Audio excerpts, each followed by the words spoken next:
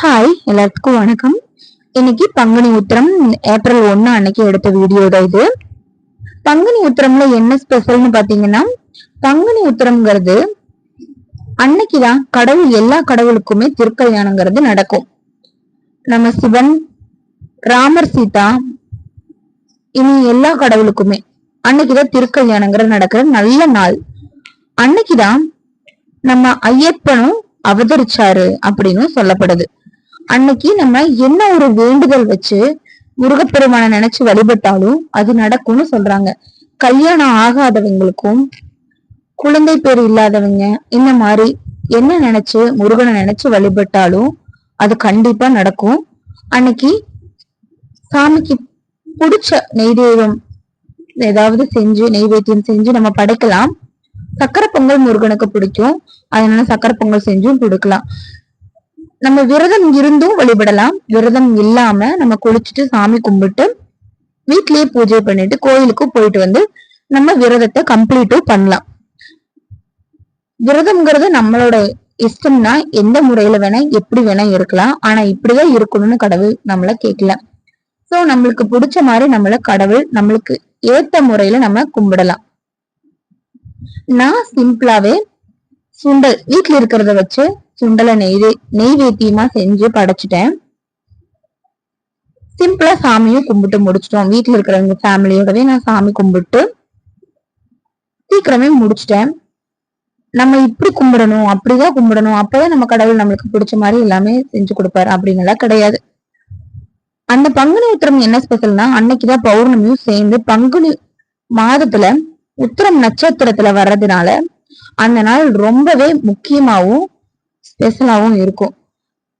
அந்த நாள்ல முருகனுக்கு பாத யாத்திரை போறது இந்த மாதிரி நிறைய வேண்டுதல் வச்சு போறோம் அப்படின்னா அந்த வேண்டுதல் கண்டிப்பா நடக்கும்னு சொல்றாங்க. எனக்கு இதெல்லாம் தெரியாம நான் எதார்த்தமா தான் சாமி கும்பிட்டேன். எந்த ஒரு வேண்டுதலும் இல்ல, சாதாரணமா சாமி கும்பிடலான்ட்டு தான் கும்பிட்டு இருந்தோம். கும்பிட்டு ஈவினிங் கோவில் நோம்பி சாட்டியிருக்காங்க.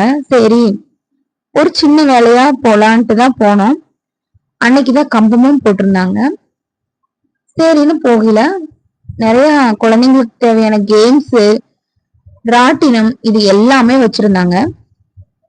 பாப்பாக்கு இந்த கார்ல சுத்துற ராட்டினம் அது விளையாண்டா, பெரிய ராட்டினம், சர்க்கஸ், அப்புறம் பஸ் கேம், அப்புறம் ஜம்பிங் இந்த மாதிரி நிறைய கேம் இருந்துச்சு.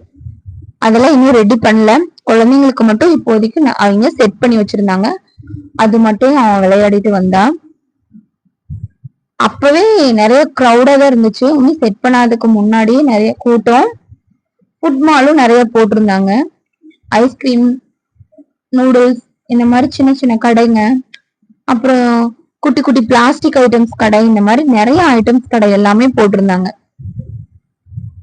அப்புறம் வரையில நம்ம ஐஸ்கிரீமும் வாங்கி சாப்பிட்டு வந்தோம். எல்லா பிளேவர்லயும் ஐஸ்கிரீமும் வித்துட்டு இருந்தாங்க. பாப்பாக்கும் ஐஸ்கிரீம் எல்லாம் வாங்கி கொடுத்துட்டு நம்மளும் ஐஸ்கிரீம் எல்லாம் சாப்பிட்டு நம்ம கிளம்பிட்டோம். கிளம்பி வரையில பார்த்தோம்னா ஃபுல்லா டிராபிக், அவ்வளோ கூட்டம். கம்பம் போட்டதுக்கு இவ்வளோ கூட்டம். தேர் திருவிழாவெல்லாம் அப்பவெல்லாம் பார்த்தா நகரவே முடியாது. குழந்தைங்களை வச்சுட்டு எல்லாம் சுத்தமா போக முடியாது. தீர்த்தம் ஊத்துறது, என்னென்ன வேண்டுதல் வச்சிருக்கிறோமோ அது எல்லாமே இந்த டைம்ல பண்ணிட்டு இருப்பாங்க. சோ எல்லா ஊர்ல இருந்தும் வந்து அந்த கோயில்ல எல்லாமே பண்ணிட்டு இருப்பாங்க. எல்லா ஊர்ல இருந்தும் வந்திருந்தாங்க மக்கள். அதனால போலீஸ் பாதுகாப்புங்கிறது நல்லா இருந்துச்சு. எல்லா பக்கமுமே கொடுத்திருந்தாங்க. அதனால எந்த ஒரு பயமும் இல்லாமையும் நம்ம போறதுக்கு ஈஸியாவும் இருந்துச்சு.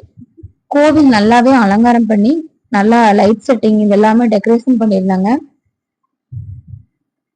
மாரியம்மன் நோம்பினால இந்த ஒரு ஏப்ரல் டைம் தான் வரும். நல்லா கம்பம் சாட்டின அன்னைக்கே நல்ல ஒரு மழை, ஈவினிங் நல்ல ஒரு மழை பெஞ்சு சாட்டியாச்சு ஒரு அறிகுறிக்கு வந்துட்டே போயிருச்சு.